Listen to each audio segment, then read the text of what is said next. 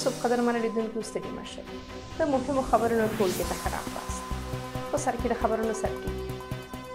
د طالبانو سره د امریکا مالي مرستې ټرمپ دا نه باورېدونکې وبللې. امریکا د خپلو افغان متحدینو د لیږدولو هوکړلیک نوی کړ. طالبانو په ایران کې یو پخوانی پوځي نیولی او وهلی ټکولی.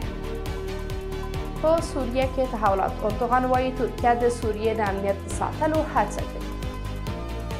او په کالیفورنیا کې اورلګېدنې زرګونه کسان له خپلو سیمو وتلو ته اړ دي. بشپړ خبرونه. د امریکا ټاکل شوي ولسمشر ډونالډ ټرمپ له طالبانو سره د خپل هیواد مالي مرستې نه باورېدونکې وبللې او زیاته کړه چې دا کار باید ونه شي. ټرمپ د سې شنبې پر شپه په فلوریډا کې په یو خبري کنفرانس کې له طالبانو سره د امریکا د مالي مرستو په اړه خبرې وکړې او یادونه یې وکړه چې طالبانو ته میلیاردونه ډالر لیږل شوي دي. هغه د امریکا پر اوسني ولسمشر جو بایډن نیوکه وکړه او ټینګار یې وکړ چې دا مرستې د هغه لخوا شوي دي.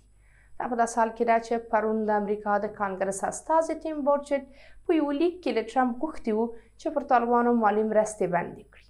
طالبانو ته د امریکا د مالي مرستو لیږد د امریکا د جمهوري غوښتونکو استازو او د بشري حقونو د فعالانو ترمنځ یو د بحث وړ مسله ګرځېدلې ده. بلخوا د افغانستان د بیا رغونې لپاره د امریکا د ځانګړي پلټونکي دفتر یا سیګار وایي واشنګټن په تیرو 3 کلونو کې د طالبانو تر واک لاندې افغانستان سره 3.3 میلیارده ډالر مرسته کړې ده. د امریکا د بهرنیو چارو وزیر انټوني بلینکن وایي د افغان متحدینو د ملاتړ هوکړلیک یې نوی کړی دی.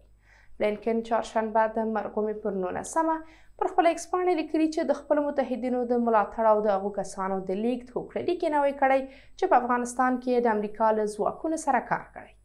دغه امریکایي چارواکي ټینګار کړی چې هیواد یې د خپلو شریکانو ترڅنګ ولاړ دی او په دې برخه کې ژمن دی. دا په داسې حال کې ده چې د روان لمریز کال په لیندۍ میاشت کې د امریکا د استازو جرګې د افغان متحدینو د ملاتړ قانون تصویب کړ چې پکې امریکا ته د هغوی لیږدول هم شامل دي.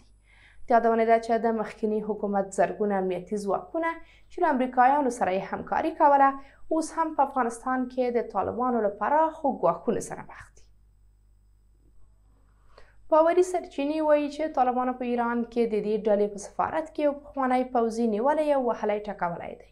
سرچینو د سې شنبې ورځ اشتسو ورځپاڼې ته تایید کړه چې دغه پوځي په تهران کې د افغانستان سفارت ته د خپل پاسپورت د تمدید لپاره ورغلی و. د سرچینو د معلوماتو له مخې دغه کس نظام الدین نومیږي او په کندوز ولایت کې پخوانی سیمه ییز قمندان و. دغه سرچینې وایي طالبانو پلان درلود چې نوموړی په ډیپلوماتیک موټر کې نامعلوم ځای ته ولېږدوي خو نظام الدین پر تېښته بریالی شوی دی. د سرچینو په وینا نوموړی اوس په تهران کې د پخواني حکومت لیو جنرال سره اوسیږي. د یادونې ده چې پر افغانستان د طالبانو له واکمنېدو له 3 کلونو په تېرېدو سره دغې ډلې له پخوانیو پوځیانو غچ اخیستنې ته دوام ورکړی او په دې موده کې یې په سلګونو کسان نیولي او په ځینو مواردو کې یې وژلي دي. د ترکیې ولسمشر رجب طیب اردوغان د عراق له کرد لومړي وزیر مسرور بارزاني سره په کتنه کې ویلي چې ترکیه هڅه کوي په سوریه کې رامنځته شوی امنیت وساتي. د ترکیې د ولسمشرۍ دفتر د چهارشنبې ورځ په یوه اعلامیه کې ویلي چې انقره هڅه کوي څو په سوریه کې وروستي بدلونونه د بېثباتۍ لامل نه شي. اردوغان په وار ټینګار کړی چې د کردستان کارګر ګوند یا PKK به د سوریې په راتلونکي حکومت کې ځای ونه لري. د کردستان کارګر ګوند د ترکیې، اروپایي ټولنې او امریکا لخوا د یوې ترهګرې ډلې په توګه پیژندل شوی دی. دا په داسې حال کې ده چې د سوریې د لنډمهالي حکومت د بهرنیو چارو وزیر په نږدې راتلونکي کې د یو ټولګډوني حکومت د رامنځته کولو په اړه د بحث لپاره د یو ملي کنفرانس د جوړولو خبر ورکړی.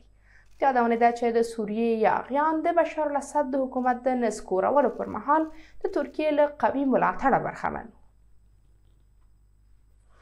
د کالیفورنیا په پاسفیک پالیسیډ ځنګلونو کې د شدیدو بادونو له امله رامنځته شوې اورلګېدنې زرګونه کسان د خپلو کورونو پرېښودو ته اړ کړي دي.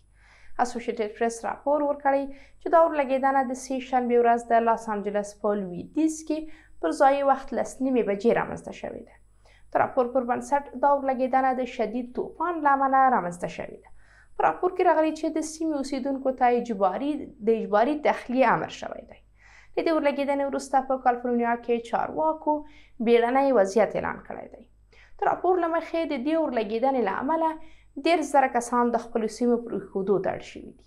د لاس انجلس د اور وژنې اداري چارواکو ویلي چې په سیمه کې شاوخوا 14,000 استوګنیزې ودانۍ له ګواښ سره مخ دي. راپورونه وایي چې د اور لمن نږدې 1,200 هکتاره ځمکې ته غځېدلې ده. د یادونې ده چې د امریکا په بېلابېلو ایالتونو کې وخت ناوخت د طبیعي پیښو له امله اورلګېدنې پیښیږي. قدرمنو لیدونکو، دا زموږ د دې مهال مهم خبرونه. له ملتیا مو نړۍ مننه.